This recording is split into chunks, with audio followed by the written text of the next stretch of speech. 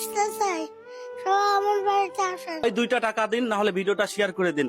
আজকে আমরা আসছি খুদে কন্টেন্ট ক্রিয়েটর আরাফাতের বাসায়। 4 বছর বয়সে, যার ওজন হচ্ছে 52 কেজি। তো আসেন আপনাদের একটু তার সাথে একটু কথা বলবো, সে কি বলে একটু দেখুন। তোমার নাম কি?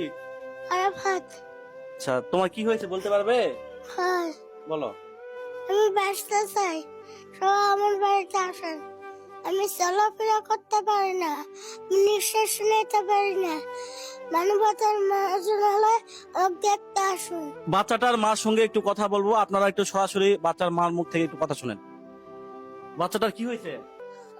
আরাফাতের অসুখ, মনে করেন যে আরাফাতের খালি প্রায় প্রায় সর্দি লাগে, বুক ড্যাবে যায়, মানে ওই ভালোই থাকে না। দেশের বাইরে নিয়ে গেলে কি আপনার ছেলে কি ভালো হবে?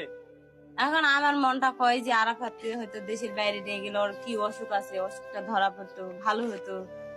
এটাই তো মায়ের আশা। মা আপনাদের কি অর্থ নাই নিয়ে যাওয়ার? আমাদের তো নিয়ে যাওয়ার মতো সেই রকম টাকা পয়সা নেই। টাকা পয়সা থাকলে আমরা তো এতদিন নিয়েই চলে যেতাম। তো আপনি দর্শকের উদ্দেশ্যে কি বলতে চান?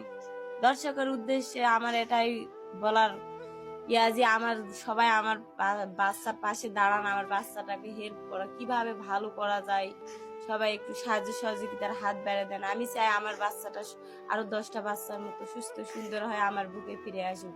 আমি চাই না যে আমি টাকা পয়সা নিয়ে অনেক কিছু করবো, এটা আমি চাই না। আমার সন্তান ভালো থাক, এটাই আমার সবচেয়ে বড় পাওয়া। তো বেলা শেষে এতটুকুই বলা, আসলে আমরা ওইভাবে সাজিয়ে গুছিয়ে কথা বলতে পারিনি। মানবতার ফেরিওয়ালাগুলোর দৃষ্টি আকর্ষণ করছি।